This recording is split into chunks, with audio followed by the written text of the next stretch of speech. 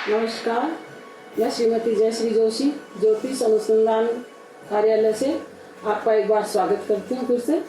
और तो आज चलिए अपन देखते हैं पंचांग का मेन पृष्ठ जो शुरू में ऊपर छपा हुआ। सबसे पहले आप उसको देखिए, उसमें आप देखते हैं सबसे पहले है ओम श्री सूर्याय नमः। सूर्य देव जो है वो प्रकाश के द्योतक हैं और उनसे हमें ऊष्मा और ऊर्जा मिलती है। और दूसरे नंबर पे है श्री सरस्वती नमः। तो और बचपन से स्कूल में सरस्वती माँ की वंदना करते आए हैं और माँ ही बुद्धि की दात्री है। तीसरे नंबर पे है श्री गणेशाय नमः। गणेश जी के बिना कोई भी कार्य नहीं होता। आदि देव गणेश जी हैं, तो इनके कार्य से, और गणेश जी सबसे बड़े ज्योतिषी भी हैं। और चौथे नंबर पे है श्री विष्णवे नमः, जो भगवान विष्णु भगवान है, सृष्टि का पालन करते हैं, ये उनका है। ये विष्णु भगवान कृष्ण रूप में जब आए थे तो इन्होंने अर्जुन को कहा था कि अर्जुन, मैं सब प्राणियों को जानता हूँ, जिनके जन्म का जन्म भी नहीं हुआ, लेकिन तुम नहीं जानते। इसका मतलब ये है कि कृष्ण भगवान सबसे बड़े ज्योतिषी हैं। और शंकराय नमः। शंकर भगवान जो आप कथाओं में, टेलीविजन में सब संतों के मुख से सुनते हैं कि ज्योतिषी बन के भगवान के दर्शन के लिए गए थे, तो शंकर भगवान भी ज्योतिषी हैं। तो अपने सब ज्योतिषियों को, गुरुओं को प्रणाम करते हुए अपन विषय में प्रवेश करते हैं। तो आइए समझने की चेष्टा करेंगे। और मेरी आपसे एक विनती है कि आप अपने घर में पंचांग जरूर रखिएगा, ताकि आपको देखने में सुविधा हो मेरे साथ साथ। अब इसमें 8 वर्ग दिए हुए हैं, आप देखिए। इसमें लिखा हुआ है गरुड़ और सर्पवैर, पहला कॉलम। दूसरा लिखा हुआ है विडाल मूषक वैर। तीसरा है सिंह और मृगवैर। चौथा है स्वान और मेष वैर। पांचवा है सर्प और गरुड़ वैर। और छठा है मूषक विडाल वैर। और सातवां है मृग और सिंह वैर। और आठवां है मेष और स्वान वैर वर्ग। तो इनका मतलब क्या है, ये पंचांग के ऊपर क्यों छपे रहते हैं, आप इसको समझने की चेष्टा करिए। बहुत इजी तरीके से आपको समझाऊंगी। जैसे अपन मान लो बस में यात्रा कर रहे हैं या ट्रेन में यात्रा कर रहे हैं, तो अपने साथ कई लोगों का संपर्क होता है और अपन उनसे बातचीत भी करते हैं। तो कई लोग तो ये होता है कि अपन को देखने में अच्छे नहीं लगते, पहली नजर में अपन उनसे भाई मेलजोल नहीं रखना है। दूसरा ये होता है कि चलो नमस्ते, हेलो, हाय, ऐसे अपन कर लेते हैं। तीसरा ये होता है कि कई अपने बहुत घनिष्ठ हो जाते हैं, 2 घंटे का सफर हो, 3 घंटे का सफर हो। कई बार तो ऐसा अपना मन होता है कि अपन किसी से बात ही नहीं करें। और कई बार ये होता है कि इतने घनिष्ठ रिश्ते बन जाते हैं कि फिर उनका जिंदगी भर अपन निभाव करते हैं। तो इसका मतलब क्या है कि ये एक स्वाभाविक पूर्व जन्म का स्नेह और वैर होता है। जैसे आप ये तो समझते हैं, घर में सब औरतें समझती है कि बिल्ली और चूहे का वैर है। चूहा बिल्ली को देखते ही छिप जाता है। क्यों? क्योंकि वो उसका काल है। ये एक सहज वैर है। जातिगत जो वैर होता है वो एक सहज वैर है। जैसे गरुड़ जी सर्पों को खा जाते हैं, और बिल्ली और चूहे का वैर है। इसी तरह से सिंह वन में रहता है और मृग भी रहता है, दोनों ही रहते हैं, लेकिन दोनों का आपस में एक सहज वैर है। कोई नई दुश्मनी अभी थोड़ी है, ये इनके साथ आदिकाल से, पूर्व जन्म से चली आ रही है। इसी तरह से स्वान और मेष का, भेड़िए को देखते ही कुत्ता उसको खाने को दौड़ता है। तो ये चीज अपन क्यों नहीं समझते हैं, इनको समझने की चेष्टा इसलिए नहीं करते हैं क्योंकि ये स्वाभाविक आदिकाल से चली हुई चीजें आ रही है। इन 8 वर्गों में अपन को क्या देखना है, अपने जीवन में ये कहाँ कहाँ उपयोगी है, ये आप ध्यान से समझने की चेष्टा करिएगा। इन वर्गों का क्या फल है, ये क्यों अपने जीवन में काम आते हैं, ये देखिए कि जैसे एक नाम के व्यक्ति हैं, उनमें ये पति पत्नी के लिए भी देखे जाते हैं और आपस में व्यवहार के लिए भी देखे जाते हैं। तो 1 से 5वां वर्ग जो होता है वह शत्रु वर्ग होता है। जैसे पहले वर्ग का 5वां शत्रु है, और 1 से 4था वर्ग होता है वो मित्र होता है, और 1 से 3रा वर्ग होता है वो उदासीन होता है। यानी वो ना मित्र ना शत्रु, वो समय जिसके साथ जैसा रहेगा वैसा ही हो जाएगा। मित्र के साथ है तो मित्र हो जाता है, और शत्रु के साथ होता है तो शत्रु हो जाता है। जैसे एक ही वर्ग के 2 आदमी है जिनका नाम एक ही राशि से शुरू होता है, तो उनकी एक सहज मित्रता आपस में बनी रहती है। और ऐसा ही पति पत्नी में होता है। स्त्री पुरुष का यदि एक वर्ग होता है तो उनमें बहुत प्रेम होता है, और मित्र वर्ग होता है तो प्रीति रहती है, और उदासीन हो तो मनमुटाव और तनाव होता रहता है। तो तो अपन कई बार ये सोचते हैं कि कई औरतें पहले नहीं सुनते थे क्या अपन बचपन में कि इसका तो स्वभाव ही ऐसा है और इसकी तो इसके साथ बहुत बनती है। तो वो वर्ग का कहीं ना कहीं मेल खाता है, तब ये चीजें आपस में स्वभाव बनते हैं, बिगड़ते हैं रिश्ते, इस तरह का होता है। और दूसरी इसकी वर्ग की बहुत बड़ी एक विशेषता है कि आप कोई बिजनेस कर रहे हैं, आप किसी क्षेत्र में बाहर रहने को जा रहे हैं, आप कहीं सर्विस पे जा रहे हैं, तो उस शहर का, उस गांव का आपके साथ लाभ हानि का जो रिश्ता है वो इन वर्ग से देखा जाता है। तो इसमें ये प्योरली साइंस है, ज्योतिष साइंस है, इसका तो कोई मतभेद होना है ही नहीं। ये आप प्योर मान लीजिए कि ज्योतिष प्योरली साइंस है, ये आध्यात्म विद्या का एक अंग है। तो इसमें मैं आपको मेथड बताऊंगी कि आप जिस शहर में जा रहे हैं उस शहर से आपको हानि होगी या लाभ होगा, इसका एक सूत्र है। तो इसको ध्यान से आप देखिएगा कि जैसे ये 8 वर्ग हैं, इनमें आपका नाम का जो प्रारंभिक अक्षर है वो कौन से वर्ग में आता है। जैसे मान लीजिए अपन उदाहरण से एक समझाते हैं, जैसे मान लीजिए XYZ कोई भी आप अपना नाम ले लो और उस वर्ग में ढूंढो कि आपका नाम किस वर्ग में आ रहा है। जैसे तथन है टी से, किसी का नाम है टेकचंद, तो ये वर्ग 5वां वर्ग हो गया, ठीक है। इसका 5वां वर्ग आप ले लीजिए और इसका सूत्र ये है कि जो 5वां वर्ग है उसकी दुगना करें उस संख्या को, तो 5वें वर्ग का हो गया नंबर 5। तय का जो है वो वर्ग है 5 नंबर। इसका सूत्र मैं आपको आगे बता दूंगी, पहले आप समझने की उदाहरण से चेष्टा कीजिए कि 5वां वर्ग है, इसको आप डबल कर लीजिए और इससे पर वर्ग जिस गांव में आप जा रहे हो, जैसे मान लीजिए आप जयपुर जा रहे हैं, तो जय किस वर्ग में आया, च छ ज झ य, तीसरे वर्ग में आया ना। तो 30 आराम से ढूंढिए, आराम से देखिए, इसीलिए पंचांग घर में होना बहुत जरूरी है, ठीक है। तो फिर तीसरा वर्ग लीजिए, उसकी संख्या को दुगना कर लीजिए, दोनों अंकों की संख्या को जोड़कर ये जो 8 वर्ग हैं इसमें 8 का भाग दीजिए। जो ज्यादा होगा अंक नीचे शेष बचेगा वही कर्जदार होगा। तो जयपुर से आपको फायदा है कि नहीं है, आप कहीं बिजनेस लगा रहे हैं, किस गांव में जा रहे हैं, क्या कर रहे हैं, ये वर्ग का बहुत बड़ा महत्व ज्योतिष में है। ये आपको समझने के लिए, यदि आप नहीं भी समझ पा रहे हैं एक बार में, तो आप दोबारा क्वेश्चन कीजिएगा, मैं आपको दोबारा समझाऊंगी। और बहुत बड़ा जीवन में इनका महत्व है, उसको देख के चलिएगा। तो देखिए, आप अभी जैसे मैंने आपको उदाहरण से समझाया है, ये चीज प्रैक्टिकल है, आप प्रत्यक्ष घर में करिए, देखिए। और इसका जो सूत्र है वो आपको मैं श्लोक में बताती हूँ, जो ज्योतिष में इसका श्लोक है। स्व वर्ग दुगुनी कृत्यम पर वर्गे योजेत अष्टबीजय हरेत भागम यो अधिक से ऋणी भवेत। एक बार फिर से सुन लीजिए। स्व वर्ग दुगुनी कृत्य पर वर्गेण योजयेत अष्टबीजय हरेत भागम यो अधिक सह ऋणी भवेत। यानी जो दोनों का आप प्लस करेंगे, फिर 8 का भाग देंगे और अलग अलग वर्गों का ऐसे देके, और जो ज्यादा अंक आता है लास्ट में वो ऋणी होता है। और इसका 8 का भाग पूरा जाने पर भी शेष 8 ही माना जाएगा। 1 से 8 तक शेष मानते हैं, शून्य का मान भी 8 ही रहेगा। जैसे मान लो पूरा भाग चला जाए और शून्य मिलता है तो भी उसका 8 ही माना जाता है। इसलिए अपना वर्ग ले लीजिए, उसका दुगना कीजिए। जहां जिस शहर में आपको जाना है, जिस व्यक्ति से आपको फायदा है कि नहीं है वो देखने के लिए उस वर्ग को दुगना कीजिए, दोनों संख्याओं को जोड़िए, 8 का भाग दीजिए, अलग अलग दोनों का भाग करिएगा, ताकि जो अधिक होगा वो ही ऋणी होता है। ये इसका सूत्र है और ये पंचांग के मेन जो प्रश्न हैं उसका आपके जीवन में इसका ये उपयोग है।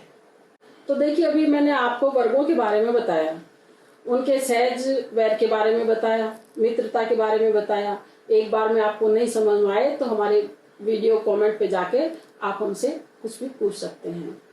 दूसरी बात, अपन आगे चलते हैं। ये तो अपना मेन फ्रंट पेज, और अब पीछे वाला अपन पेज पंचांग का लेते हैं, जिसमें 12 राशियां दी हुई है। मेष राशि, इसका स्वामी मंगल, क्षत्रिय, चतुष्पद और लाल रंग है। दूसरा राशि वृष है, इसका स्वामी शुक्र है, वैश्य वर्ण है। और तीसरी राशि मिथुन है, इसका स्वामी बुध है। ये वर्ण, इनके दान, इनके मंत्र, बीज मंत्र और इनसे संबंधित विस्तार से चर्चा अपन आगे करेंगे। अभी फिलहाल राशियों का अपने नाम से, किसी के पास जन्म पत्री होती है तो नाम राशि ज्यादा चलती है, तो जन्म राशि भी ज्यादा देखी जाती है। तो कई लोग कंफ्यूज हो जाते हैं कि ये काम हम कर रहे हैं तो इसमें नाम राशि ले या जन्म राशि ले, और किसी के पास जन्म पत्री होती नहीं है तो वो अपनी नाम राशि से ही देखते हैं।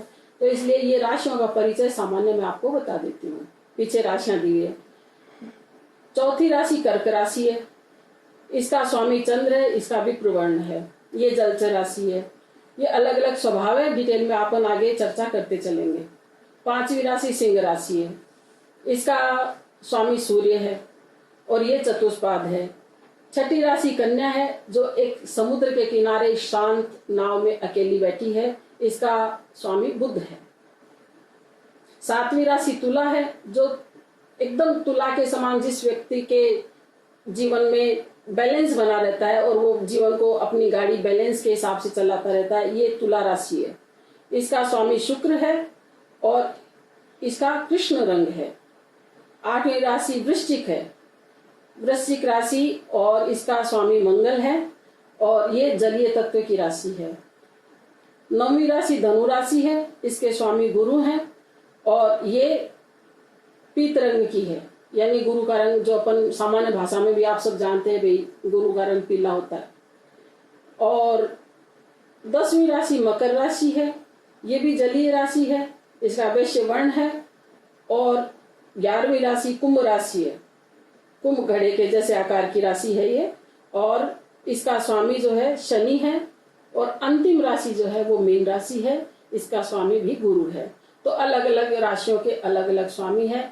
एक एक जो शुभ ग्रह हैं उनको 2 राशियां मिली हुई है, जैसे मंगल है, मंगल सेना नायक है। अपने शास्त्र में आगे जैसे चर्चा चलेगी वैसे आप समझते जाओगे, तो कईयों के मालिक 2 हैं। इस तरह से ये राशियां हैं और इन राशियों के अलग अलग नाम पंचांग में अपन जैसे जैसे प्रश्न आगे चलेंगे खोल के मैं आपको बताती रहूंगी, तो आपको अपनी राशि का भी सही ज्ञान हो जाएगा कि कौन सी राशि है, किस नक्षत्र की राशि है और कैसे अपन को इन राशियों से संबंधित पूजन, दान, यज्ञ हवन करने चाहिए। अपने आदिकाल से ही पंचांग में दृश्य गणित जो अपने विद्वानों ने, साधु संतों ने जो बताए हैं, उसका सारा आधार जो दृश्य गणित है। अपना दैनिक जीवन सारा 24 घंटे पंचांग के अनुसार आप माने ना माने चलता है। एक अचेतन मन से अपन पंचांग को फॉलो करते हैं। और पंचांग क्या है और क्या नहीं है ये आप जानते हैं, थोड़ा बहुत तो जानते ही हैं कि 5 अंगों से मिलकर पंचांग बनता है, जिसमें सबसे पहले आता है तिथि, वार, नक्षत्र, योग और करण। 5 चीज से मिलकर पंचांग बनता है। और इनकी तिथि, योग, करण, नक्षत्र, ये सब की चर्चा विस्तार से अपन आगे के टाइम में करते जाएंगे समय समय पे। सबसे पहले सीधा सीधा संबंध है पंचांग क्या है, ये जिज्ञासा भी यदि आपके मन में है तो आप ये देख लो कि सूर्य रोज उगते हैं पूर्वी क्षितिज पर, तो उनका उगने का टाइम अलग अलग स्टेटों में अलग अलग होता है। ऐसे ही चंद्रमा की गति आप देखो, चंद्रमा कभी तो पूर्व में बड़े दिखाई देते हैं तो पूर्णिमा होती है, इधर से प्रतिपदा का नया द्वितीय का चंद्रमा अपन देखते हैं तो इधर से घटता है, बढ़ता है। ये सारी चीजें पंचांग से ही हैं।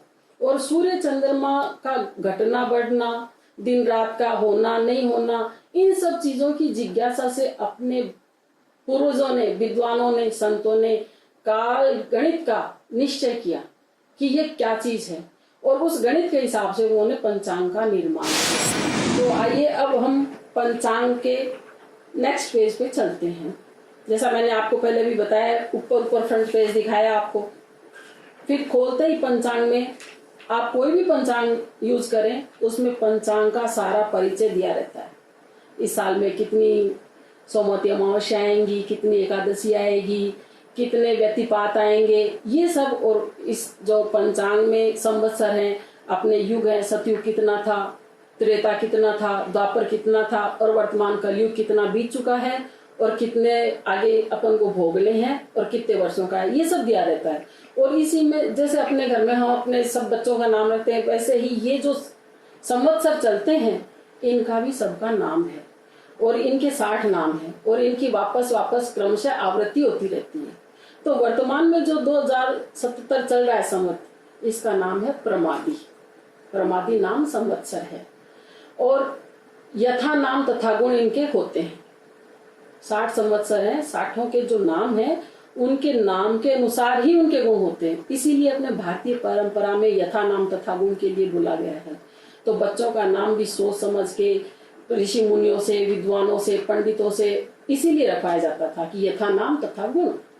और इसी हिसाब से जैसे मान लीजिए प्रमादी नाम संवत्सर इसमें लिखा है, इसमें वर्षा कितनी है ये भी बताया जाएगा, इसमें पाप कितने होते हैं, पुण्य कितने हैं कलयुग में, ये सब लिखा हुआ है। सिर्फ आप धीरे धीरे अध्ययन करेंगे मेरे साथ साथ तो आपको कोई भी तरह की परेशानी नहीं होगी और आप स्वयं समझ जाएंगे। इतना सरल भाषा में लिखा हुआ रहता है।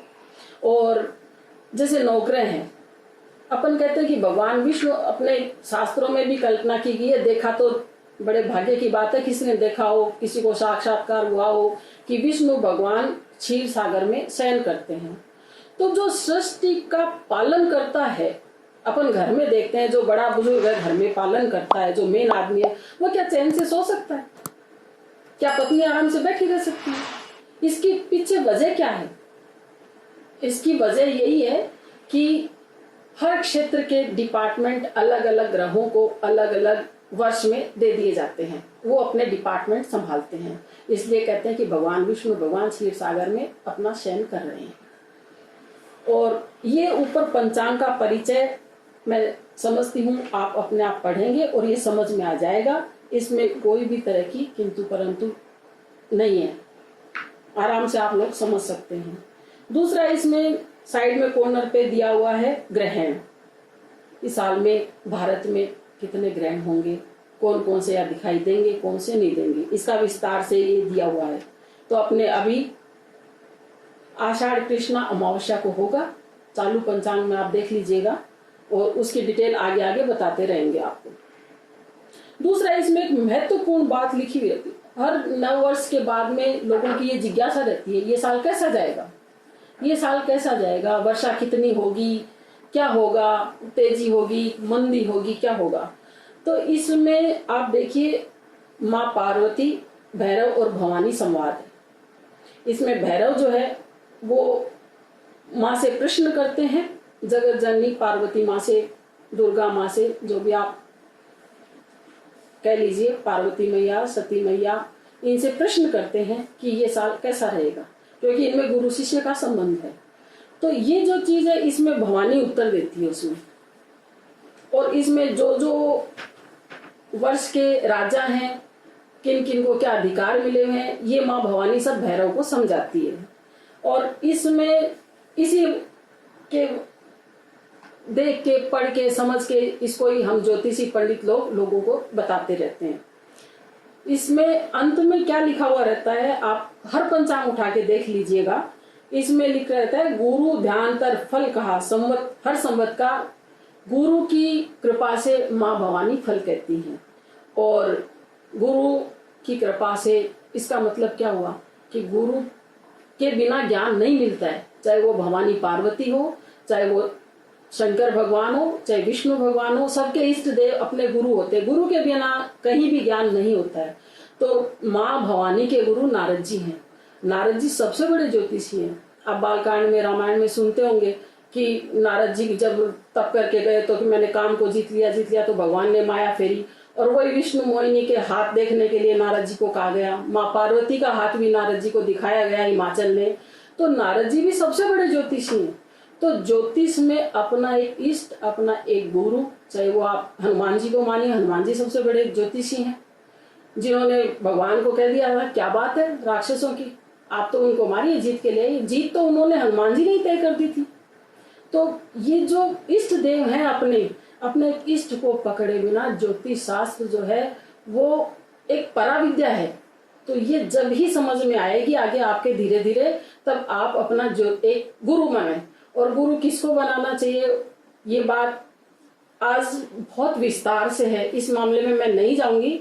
गुरु अपना जो माने तो सबसे बड़ा गुरु गणेश जी है, नारद जी है, हनुमान जी हैं, इन सबको अपना इष्ट मानिए और आगे ज्योतिष में आप सीखने के लिए तैयार हो जाइए। तीसरी बात, इसके भैरव भवानी जो संवाद, माँ और भैरव का संवाद होता है, इसके पास में ही एक लाभ खर्च कोष्टक लिखा हुआ है। इसमें एक तो लिखा हुआ है अष्टोत्तरी और एक लिखा हुआ है विंशोत्तरी। तो ज्यादातर अपने भारत में विंशोत्तरी दशा ज्यादातर लोग यही यूज करते हैं। तो इसमें आप अपनी राशि से, इसका मेथड दिया हुआ है, आप अपनी राशि से लाभ और खर्च इनका सब देख के, और नीचे सूत्र लिखा हुआ है, बहुत छोटा सा सूत्र है, आप स्वयं कर सकते हैं इसको कि ये वर्ष आपके लिए कैसा रहेगा।